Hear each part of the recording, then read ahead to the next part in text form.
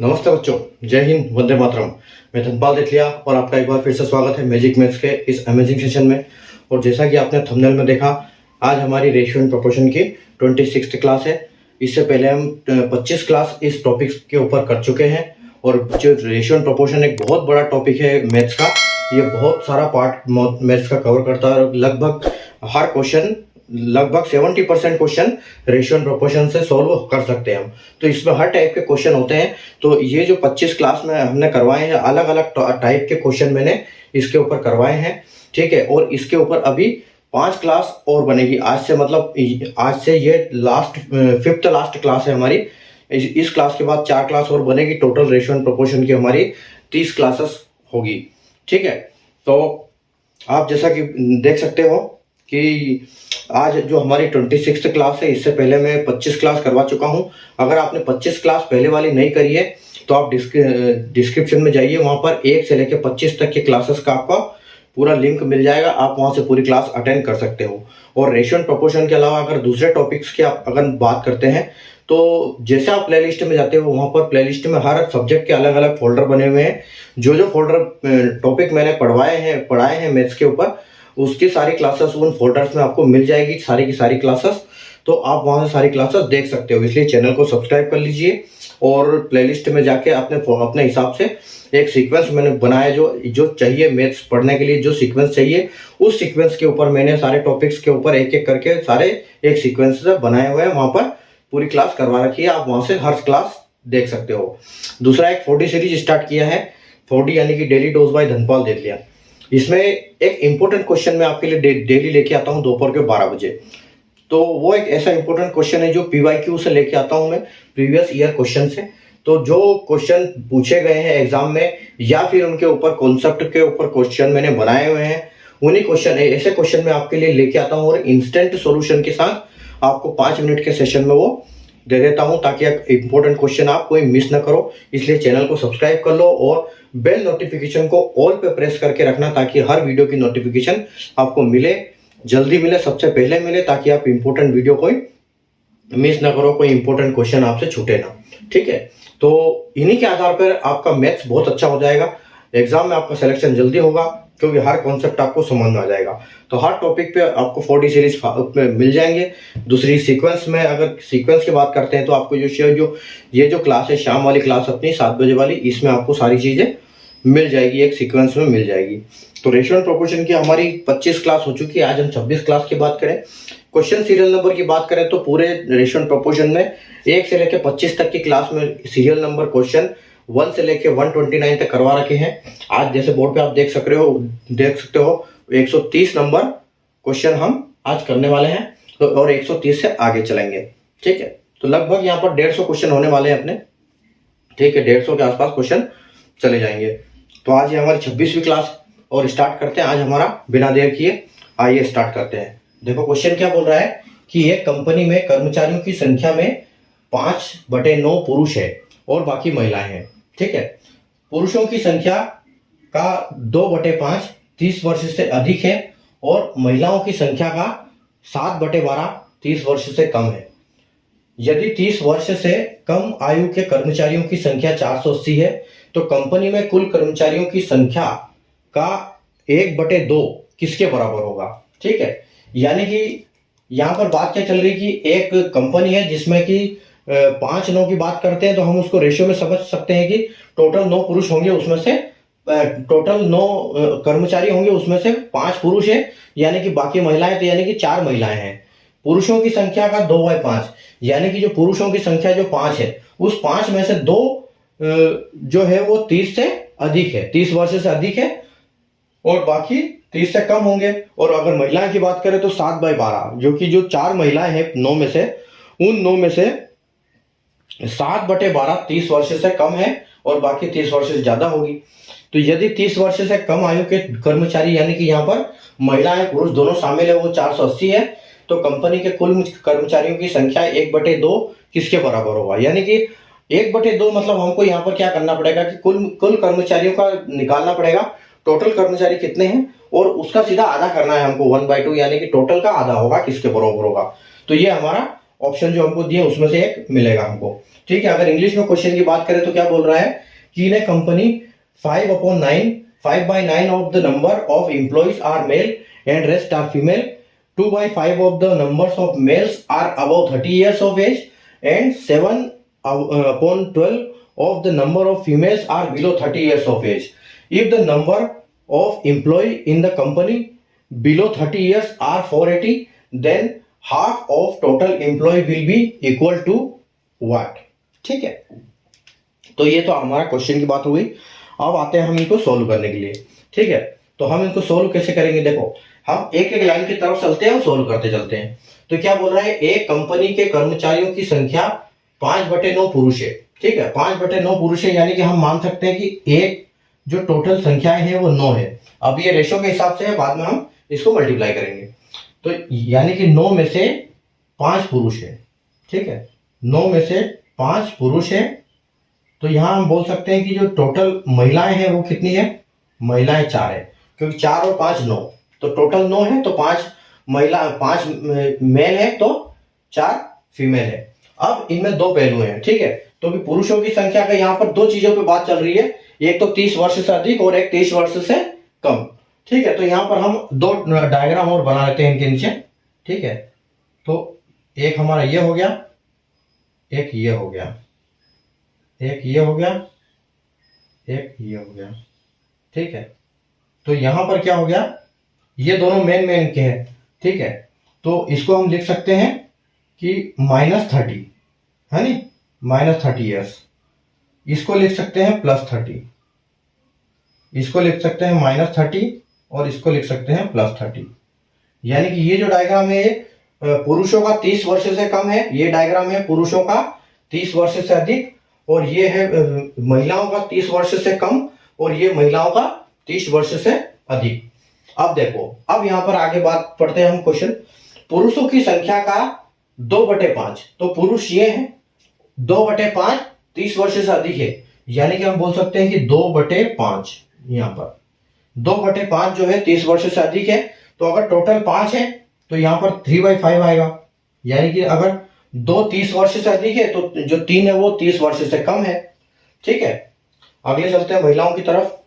यदि 30 और महिलाओं की संख्या का 7/12 30 वर्ष से कम है, तो 7/12 आ जाएगा इसमें।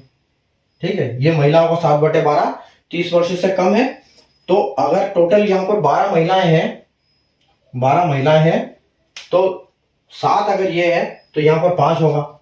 जो 5 महिलाएं हैं वो क्या है, 30 वर्ष से अधिक है। आगे चलते हैं। ठीक है, अब देखो, अब यहां बोल रहा है कि यदि 30 वर्ष से कम आयु के कर्मचारियों की संख्या 480 है। ठीक है, तो 30 वर्ष से कम कौन से हैं? ठीक है, तो ये वाला पुरुष का हिस्सा है 30 से कम, और ये वाला महिलाओं का हिस्सा है। तो पुरुषों का हिस्सा कितना है, टोटल है 5, 5 इंटू 3/5, 5 इंटू 3/5। एक तो ये पुरुष हो गए, प्लस महिलाएं कितनी हो गई, महिलाएं टोटल हो गई 4 इंटू कितनी है 7/12। ठीक है, 7/12, ये 30 वर्ष से कम है। ठीक है, तो 30 वर्ष से कम के हमने दोनों लिख दिया, और ये दोनों किसके बराबर है, ये है दोनों 480। ठीक है, ये दोनों आ गए आपके 480। अब देखो यहाँ इनको काटापीटी कर लो, तो ये 5 से 5 कट जाएगा, ये 4 से ये कितनी बार कटेगा, 4 से ये कटेगा 3 बार, 4 × 12, यानी कि यहां पर क्या आ जाएगा, यहां आ जाएगा 3 + 7/3 = 480। ठीक है, 3 + 3, तो अगर यहां होता है फ्रैक्शन में प्लस, तो इस प्लस का कोई मायना नहीं होता है, कोई मतलब नहीं होता है, लेकिन ये प्लस ही माना जाता है। तो हम इसको बोल सकते हैं कि 3 × 9 और 9 और 7 16, तो हम बोल सकते हैं कि 16/3 की वैल्यू कितनी है, 480। ठीक है, 16/3 की वैल्यू है 480। तो अब ये जो है, ये संख्या है, ये यहां से इससे कटेगी। ठीक है, तो 16 ये हो जाएगा टिया, यानी कि 30 हो जाएगा, और ये वाला जो पार्ट है यहाँ पर इंटू हो जाएगा। तो मतलब यहाँ पर 1 की वैल्यू क्या आ जाएगी, 30 × 90। ठीक है, अब ये यहाँ पर हमारी वैल्यू निकल आएगी, एक की वैल्यू जो है 90। तो हमारे पास अगर एक की वैल्यू 90 आ गई है, ठीक है, तो हमारे पास टोटल कितने हैं? मेल हमारे पास है 5, ठीक है, फ्रैक्शन के हिसाब से 5 है, तो 5 इंटू 90, ठीक है, तो 9 पंजे 45, यानी कि 450। 450 हमारे पास आदमी है, यानी कि पुरुष है। और अगर हम फीमेल की बात करें, महिलाओं की, तो महिलाएं हमारे पास कितनी है? 4, तो 4 इंटू 90, ठीक, 4 इंटू 90 करेंगे तो कितना होगा? 9 चौक 36, यानी कि 360 है। तो आप इन दोनों का टोटल कर दो। इन दोनों का अगर टोटल करते हैं तो आपको कितना मिलेगा? दोनों का टोटल आप करोगे तो आपको मिलेगा, टोटल कितने हैं? टोटल एम्प्लॉइज, टोटल एम्प्लॉइज क्या आएंगे? टोटल एम्प्लॉइज आपके 0, 6 और 5 11 का 1, और रिमाइंडर 1, 4 और 3 7 और 1 8, यानी कि 810 आपके टोटल एम्प्लॉय आ गए, ठीक है। ये टोटल आपके एम्प्लॉय 10 आ गए, 810 हो गए। अब क्या पूछा है लास्ट में कि तो कंपनी में कुल कर्मचारियों की संख्या, तो कुल कर्मचारियों की संख्या क्या होगी? इससे जस्ट आधा होगी, क्योंकि 1/2 पूछा गया है। तो हम इसको लिख सकते हैं कि 810 इंटू 1/2, ठीक है। तो ये 2 से ये चला जाएगा कितनी बार? 405 बार, ठीक है। 810 का आधा 405 होगा, यानी कि हमारी क्या आ जाएगी वैल्यू? 405 जो है हमारा फाइनल आंसर हो जाएगा, जो कि आपका बिल्कुल ऑप्शन सी करेक्ट हो जाएगा, ठीक है। तो देखो, एक कंपनी में कर्मचारियों की संख्या 5/9 थी, पुरुष है, बाकी महिलाएं हैं, तो 5 में से 9 में से 5 मेल है, यानी कि मेल, और 4 जो है आपकी महिलाएं हैं, फीमेल है, ठीक है।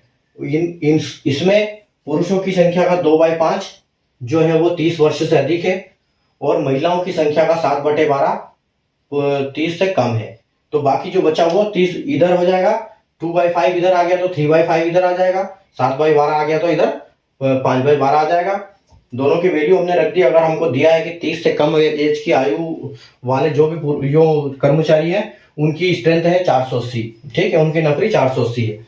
तो 5 की वैल्यू के हिसाब से 3/5 प्लस 4 की वैल्यू के हिसाब से 7/12 टुक्का 480 के बराबर है।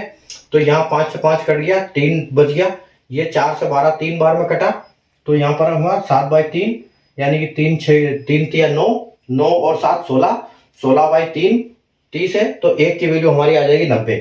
1 की वैल्यू अगर 90 आ जाएगी तो मेल की वैल्यू 5 थी यहाँ पर, तो 5 इंटू 90, फीमेल की वैल्यू यहाँ पर 4 थी, तो 4 इंटू 90, 450 360, ठीक है। टोटल हमारे पास कितने आ गए? ये 810 इंप्लॉय आ गए। अब हमसे पूछा है कि इंप्लॉय उसका आधा कितना है, तो उसका आधा 810 का आधा 405 है, ठीक है। तो आपको कॉन्सेप्ट तो समझ में आ गया होगा कि अगर इस टाइप के क्वेश्चन आते हैं तो इसको उसको कैसे सोल्व करना है, ठीक है। तो आप बने रहिए, सेशन को लाइक करते रहिए, शेयर करते रहिए। और अभी हम चलते हैं क्वेश्चन नंबर 130 हो चुका है, 131 की तरफ बढ़ेंगे आगे, ठीक है। चलिए आगे क्वेश्चन देखते हैं।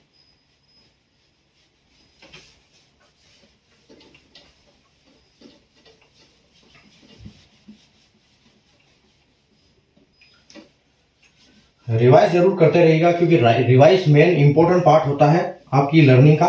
क्योंकि ऐसे हम एक बार क्लास देखते हैं तो क्लास में समझ में हमको आ जाता है, लेकिन थोड़ी देर बाद हम उसी को भूल जाते हैं। इसलिए अगर आप 1-2 बार रिवाइज करोगे तो फिर कभी नहीं भूलोगे उस क्वेश्चन को।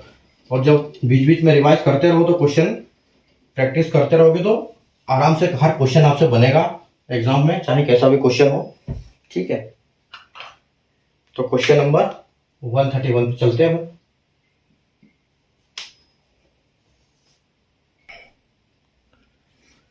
हाँ, ये देखते हैं क्वेश्चन नंबर 131। क्वेश्चन नंबर 131 क्या बोल रहा है कि एक विद्यालय में लड़कियों और लड़कों की संख्या का अनुपात 7:9 है। जब नए दाखिले किए गए जिसमें लड़कियों की संख्या 38 से बढ़ गई, मतलब 38 लड़की एक्स्ट्रा हो गई, और कुछ दाखिले लड़कों के भी किए गए, ठीक है। अब उसका फिगर नहीं दिया है, दोनों नए एडमिशन दोनों हुए हैं। पहले का जो अनुपात था वो 7:9 था, ठीक है, लड़कियों का और लड़कों का। और नए दाखिलों में लड़कियों की संख्या 38 बढ़ गई, लेकिन लड़कों का दिया नहीं है कि क्या बढ़ गया, लेकिन कुछ बढ़े हैं, ठीक है। तो जिससे लड़कियों और लड़कों का नया अनुपात जो बना वो क्या हो गया, 5:6 हो गया। नए भर्ती किए गए लड़कों की संख्या ज्ञात करें अगर शुरुआत में कुल विद्यार्थियों की संख्या 256 थी। ठीक है। The ratio of numbers of girls and boys in a school is 7:9। When some new boys and girls were admitted the number of girls student increase by 38 and some boys also admitted, due to which the ratio of girls and boys became 5:6। Find the number of newly admitted boys student in initially there were 256 students. ठीक है। देखो कैसे होगा ये question. हमारे पास क्या है कि कुछ गर्ल्स हैं, ठीक है, स्कूल है, इसमें गर्ल्स की और बॉयज का, ठीक है, ये गर्ल्स है, ये बॉयज है, इसका नया अनुपात क्या है, 7:9। ठीक है। तो हम बोल सकते हैं कि 7:7:9 ये अनुपात पहले था। ठीक है, ये अनुपात पहले था। और एक चीज और बोली है इन्होंने कि जो पहले अनुपात था वो टोटल की कितना था, वो 256 था। ठीक है, 256 था। चलो अभी आगे बढ़ते हैं।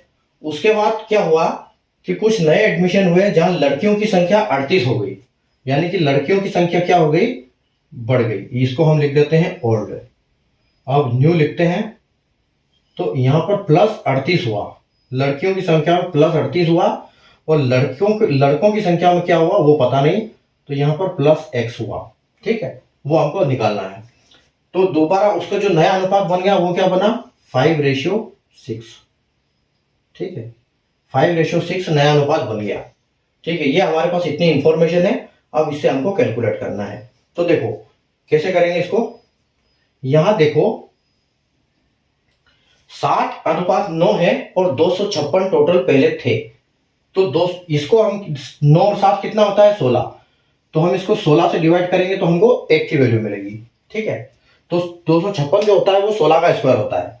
ठीक है, तो ये 16 बार कटेगा, यानी कि आपकी 1 की वैल्यू कितनी होगी, 16। अगर 1 की वैल्यू आपकी 16 हो गई तो 16 से 7 का मल्टीप्लाई करो, 16 से 9 मल्टीप्लाई करो, आपके जो पहले गर्ल्स और बॉयज थे उनकी वैल्यू मिल जाएगी। ठीक है, तो अगर आप 7 से 16 का मल्टीप्लाई करते हो तो कितना आएगा, 16×5=80 और 16 112। ठीक है, मतलब पहले जो हमारे पास लड़के थे वो क्या थे, 112। लड़कियां 112 थी। और लड़के की अगर हम लड़कों की बात करें तो कितने थे लड़के हमारे पास, तो 16 का मल्टीप्लाई 9 में कर दो, तो 16 होता है, तो 16 माइनस कर दो उसमें से, यानी कि 144। ठीक है, तो 144 हमारे पास लड़के थे। ठीक है, अब देखो 112 में ये जो 38 जब जुड़ जाता है, ठीक है, जो लड़कियां बढ़ गई वो 138 में इनको प्लस कर दो। ठीक है, इसको जब हम प्लस कर देंगे तो ये कितना हो जाएगा, 8 और 2 10 और 3 4 5 और 150, यानी कि जो नए लड़कियों का एडमिशन है, टोटल जो एडमिशन के बाद टोटल लड़कियां कितनी हो गई, 50। नंबर्स में 50 है और रेशियो में 5 है। तो हम जब 150 को 150 को 5 से डिवाइड करेंगे तो हमारे पास मिलेगा 30। तो 1 की वैल्यू 30 आ गई। तो 1 की वैल्यू अगर 30 आ गई तो इस 30 को 6 से मल्टीप्लाई करेंगे हम, इंटू 30 कर देंगे इसको। ठीक है, इंटू 30 इसको कर देंगे यहाँ पर, तो ये कितना आ जाएगा, 6×18, यानी कि ये हमारी नए लड़कियों की 150 और 180 जो है हमारे पास लड़कों की संख्या टोटल आ गई। ठीक है, अब इस 180 में से हमको निकालना क्या है कि लड़कों की संख्या कितनी बड़ी, हमको तो ये बताना है कि लड़कों की संख्या कितनी बड़ी। तो ये 180 में से आपको 144 माइनस कर देना है। ठीक है, क्योंकि पहले 144 था, अभी 180 है। तो देखो 10 में से 4 जाएगा तो 6 बचेगा आपका। ठीक है, और यहां पर आपका 7 बचा है, तो यानी कि आपका 7 में से 4 जाएगा तो आपका 3 बचेगा। मतलब यहां पर आपके x की वैल्यू की जगह पे आएगा 36। तो टोटल 36 लड़के बढ़े, 38 लड़कियां बढ़ी है, तो लड़के 36 बढ़े हैं। पहले लड़के 144 थे, बाद में लड़के 180 हो गए। ठीक है, तो क्या था कि लड़कियों और लड़कों का अनुपात पुराना 7:9 था और टोटल उनकी संख्या 256 थी। दोनों को प्लस करके इनका डिवाइड करेंगे तो हमको 1 की वैल्यू मिलेगी। 1 की वैल्यू मिलेगी तो यहां मल्टीप्लाई करेंगे 7 से, तो कितना हो जाएगा 112, यहाँ 9 से करेंगे तो 144, यहाँ हमको ये पता चल गया। ठीक है, 38 उसमें हमको 1 की वैल्यू दी थी लड़की की, लड़की 38 बढ़ गई थी, तो 112 में 38 ऐड करेंगे तो 150 बनेगा। तो 150 अगर बनेगा तो इस फ्रैक्शन से हम ये जो अनुपात है इसका 5 से हम डिवाइड करेंगे यहाँ पर इसको, तो 1 की वैल्यू 30 मिलेगी, तो 6 की वैल्यू कितनी मिलेगी 180। 180 में से 144 माइनस करेंगे तो हमको वैल्यू मिल जाएगी 36। ऑप्शन सी बिल्कुल करेक्ट आंसर आपका। ठीक है, उम्मीद है आपको क्वेश्चन कॉन्सेप्ट समझ में आ गया होगा कि कैसे हल करेंगे। मतलब क्वेश्चन को लॉजिक से भी किया जा सकता है, लॉजिक से जितना जल्दी किया जा सकता है वो फॉर्मूले से इतना जल्दी नहीं कर पाते हम। ठीक है, इसलिए लॉजिक पहले क्वेश्चन को आराम से पढ़ना है और उसको लॉजिक समझना है कि क्वेश्चन कहना क्या चाहता है। ऐसे एक फॉर्मेट, एक खाका बनाओ गया क्वेश्चन, ये क्वेश्चन है, उससे आपका क्या है बहुत जल्दी समझ में आ जाएगा आंसर, आराम से आप उसको कर पाओगे। ठीक है, चलो सेशन को लाइक करते रहिए, बढ़ते रहिए और चलते हैं अगले क्वेश्चन की तरफ। Question number 132।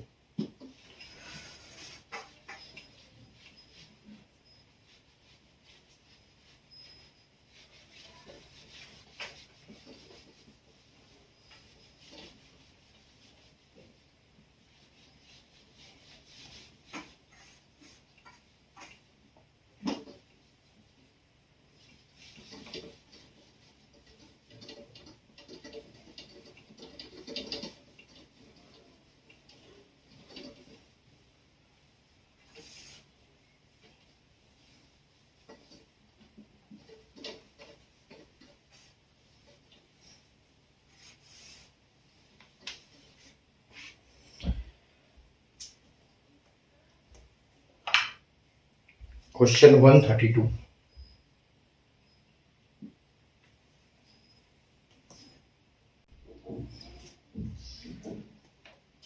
आइए क्वेश्चन नंबर 132। क्वेश्चन नंबर 132, एक साइकिल बनाने में 4 प्रकार के खर्चे होते हैं। पहला कच्चा सामान, दूसरा मजदूरी खर्च, तीसरा बिजली खर्च और चौथा विज्ञापन खर्च। इन खर्च का अनुपात क्रमशः 9, 4, 2, 3 है। पहले वाला खर्चा 10% बढ़ जाता है, दूसरा वाला खर्च 9% बढ़ जाता है, तीसरा खर्च 5% बढ़ जाता है और चौथा खर्च 5% कम हो जाता है। तो साइकिल की कुल कीमत पर क्या फर्क पड़ेगा, प्रतिशत ज्ञात करें। ठीक है, there are 4 types of expenditure in a bicycle manufacturing. First raw material, second labour expenditure, third electricity expenditure and fourth marketing expenditure. The ratio of these expenditure are 9, 4, 2, 3 respectively.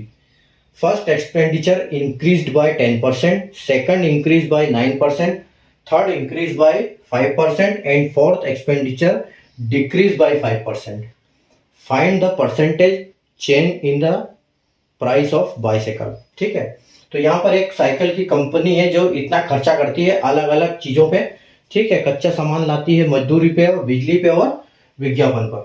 तो इन जो एक साइकिल की कीमत पे कितना असर पड़ रहा है ये हमको बताना है। अगर इन चीजों पे इतना इतना खर्चा बढ़ जाता है तो जैसे ये बोलते हैं कि पहले खर्च पे 10%, दूसरे पे 9% और तीसरे पे 5% बढ़ जाता है तथा चौथे खर्च पर 5% कम हो जाता है। ठीक है, तो देखो यहाँ पर क्या है, ये खर्चे कैसे हैं। एक खर्चा है, सबसे पहला वाला आपका खर्चा है रॉ मटेरियल का। ठीक है, तो ये रॉ मटेरियल का खर्चा है। ठीक है, दूसरा खर्चा क्या है, मजदूरी यानी कि लेबर। ठीक है, और तीसरा खर्चा क्या है, बिजली यानी कि इलेक्ट्रिसिटी। और चौथा खर्चा क्या है, मार्केटिंग। ठीक है, तो ये है एक साइकिल बनाने वाली कंपनी पे खर्चे। अब ये इसका ओल्ड है। ठीक है, इसका ओल्ड रेशियो क्या है, ओल्ड रेशियो है इसका 9, 4, उसके बाद 2 और 3। ठीक है, तो हम अगर ऐसे इसमें परसेंटेज से करने जाएंगे तो हमको इसमें क्या लगेगा, थोड़ा सा टाइम लग जाएगा। तो इसलिए हम इसको क्या करते हैं, कोई नंबर अज्यूम करते हैं। 9, 4, 2, 3 के लिए हम क्या करते हैं, सबके आगे 0 लगा देते हैं। ठीक है, क्योंकि परसेंटेज पूछा है तो परसेंटेज के लिए ना डबल 0 लगाना सबसे फायदेमंद होता है, सबसे अच्छा समझ में आता है। तो डबल 0 सबके आगे डबल 0 लगा दो। ठीक है, डबल 0 लगा दो। अब देखो, तो साइकिल का हम इसमें रेट भी निकाल सकते हैं कि ये साइकिल का रेट कितने का पड़ रहा है। अगर हम डबल जीरो लगा दें तो 9 4 13 और 2 15, 15 और 3 18, यानी कि अभी इस साइकिल में कितने में बन रही है, एक साइकिल की कीमत पड़ रही है 1800 रुपए। ठीक है। अब क्या होता है कि इनका कुछ खर्चा बढ़ जाता है। तो खर्चा कैसे बढ़ता है कि पहले वाले का 10% बढ़ जाता है, तो यहां पर प्लस 10% इंक्रीज होता है। ठीक है। दूसरे वाला खर्च क्या बढ़ता है, 9% बढ़ता है, तो प्लस 9%।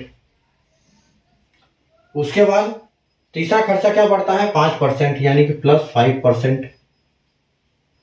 चौथा वाला खर्चा क्या होता है, 5% कम हो जाता है। ठीक है, यानी कि यह है माइनस 5%। ठीक है। अब देखो, अब यहां पर हमको, अगर आपने परसेंटेज का आपको थोड़ा बहुत भी ज्ञान है तो आप इसको बहुत आसानी से निकाल सकते हैं। नहीं तो अगली वाली जैसे हमारा रेशियो प्रोपोर्शन खत्म होता है 30 क्लास के बाद, उसके बाद हमारा परसेंटेज स्टार्ट हो जाएगा। ठीक है। तो देखो, अगर हम परसेंटेज में बताता हूं, जैसे 900 है तो 10% कितना होगा इसका, 10% यानी कि 90 रुपया होगा। तो इसका कितने, इसकी कीमत क्या हो जाएगी, 900 रुपये में 90 रुपये ऐड हो जाएंगे, तो इसकी कीमत हो जाएगी, यहां पर ये आ जाएगा आपका नया खर्चा। ठीक है, न्यू एक्सपेंडिचर आ जाएगा। तो ये आपका बनेगा 990। ठीक है, 90 रुपये इसमें ऐड हो जाएंगे, यानी 10% 90 होता है इसका। फिर उसके बाद मैं ऐसे भी लिख देता हूं, आपको पता लगेगा उससे, यानी कि प्लस 90। ठीक है। 400 में 9% कितना होगा, तो 400 का 1% कितना होगा, 4, और 9 का कितना होगा, 36। तो यहाँ कितने बढ़ेंगे, 36 रुपये बढ़ेंगे। यहाँ पर, यहाँ 10% है तो 90 रुपये बढ़ गए। यहाँ पर 9% है तो 4 के हिसाब से देखेंगे, 4 यानी कि 1% तो 36, 9 चौके 36, तो 36 रुपये बढ़ गए। ठीक है। यहाँ पर 200 है, अब 5% का 200 का 5% कितना होगा, 10। ठीक है। तो यहाँ पर कितने रुपए बढ़ रहे हैं, 5% बढ़ रहे हैं, तो मतलब 1% जो होता है वो 10 रुपये होता है। ठीक है। तो यहाँ पर 5 बढ़ रहे हैं, यानी कि यहाँ पर 50 रुपये बढ़ रहे हैं, तो प्लस 50। ठीक है। अब यहाँ पर देखो 5 रुपये कम हो रहे हैं, तो 300 का 1% कितना है, 3 रुपये, और 5 रुपये कम हो रहे हैं, यानी कि यहाँ पर 15 रुपये कम हो रहे हैं। ठीक है, तो -15 हो रहे हैं यहाँ पर। ठीक है, आ गया होगा इतना समझ में। अब देखो,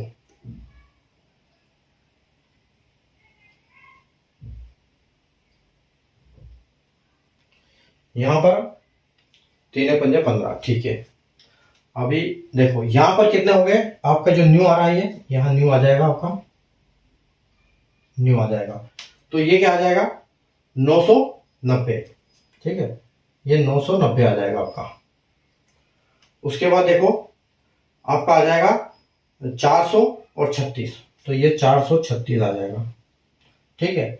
उसके बाद देखो कितना आ जाएगा, 200 और 50, यानी कि 250 हो जाएगा ये, 250। 200 का 5%,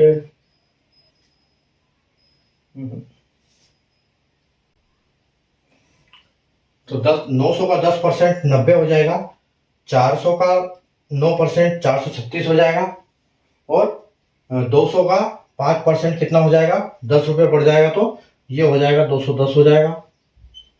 और 300 में से 5% माइनस हो जाएगा, यानी कि 1% 3 रुपये का, तो 5% 15 रुपये का, तो यह आपका हो जाएगा 285। ठीक है, तो 285 ही आ जाएगा। अब आपको बस इनको कैलकुलेट करना है और इनका परसेंटेज निकालना है। ठीक है।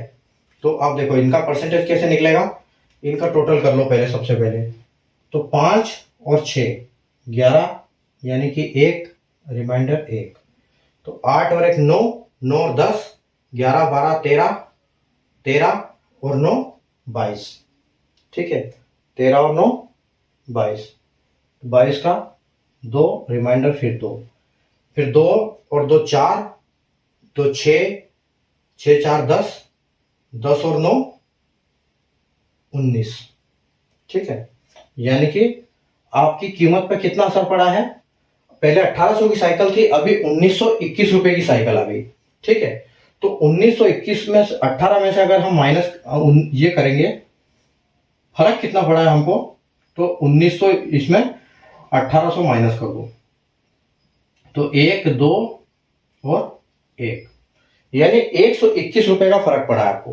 तो आपको परसेंटेज निकालना है सिर्फ 121 का। तो 121 upon 100 into 121 upon 1800, 121 upon 1800 into 100।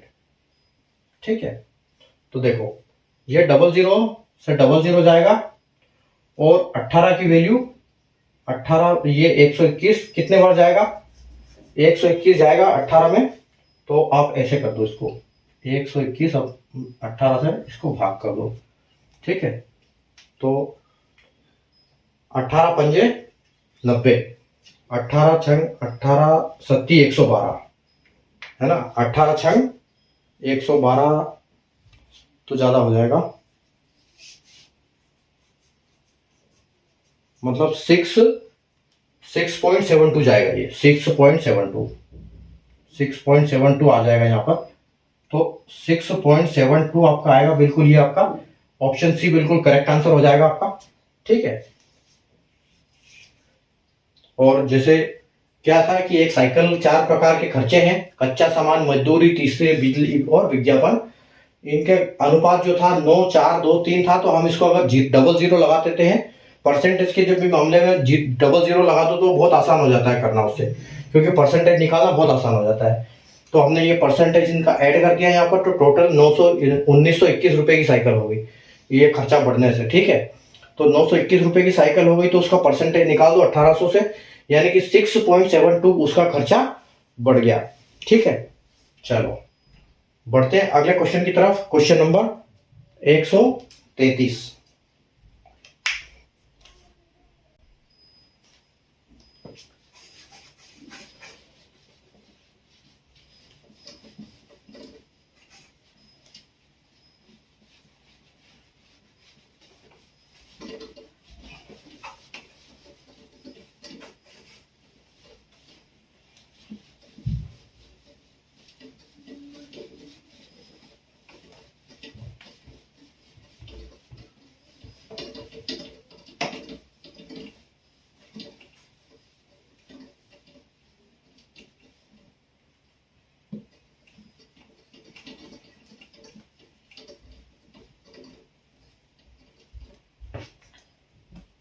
Question number देखते हैं 133।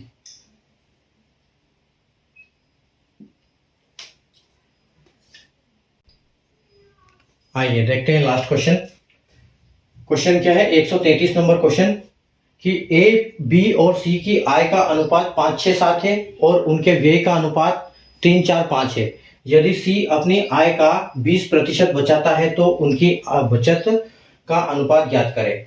ठीक है, the ratio of incomes of A B C is 5 6 7 and the ratio of their expenditure is 3 4 5।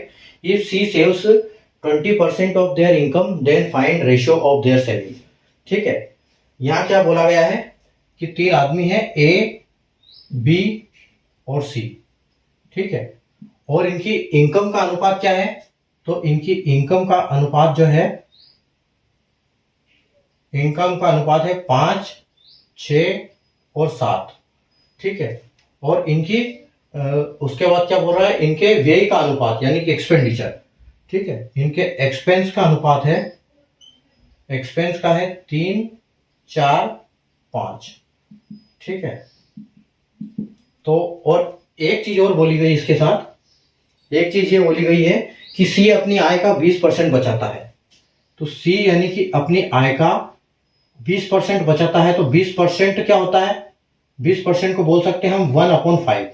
ठीक है, 20% को हम बोल सकते हैं 1/5, यानी कि इसकी टोटल आय ये है, अगर ये टोटल है तो ये क्या है, इसकी सेविंग। ठीक है, तो इसकी एक्सपेंस क्या होगा, एक्सपेंस इसका होगा तो टोटल में से 5 और -1 यानी कि 4। ठीक है, तो 4 इसकी सेविंग होगी।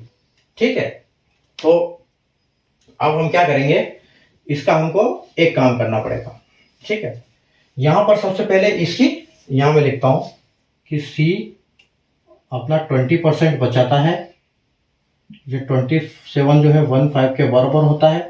अब अगर ये टोटल है और ये वो ये करता है, क्या करता है, ये इसका सेविंग है, एक अगर सेविंग है तो इसका खर्च कितना आएगा, इसका एक्सपेंस आएगा 5 - 1 = 4।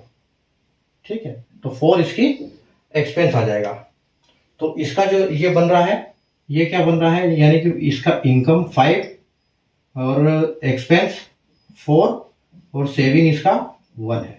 ठीक है, ये किसका है, ये है अपने सी भाई साहब का। ठीक है, ये सी भाई साहब का है।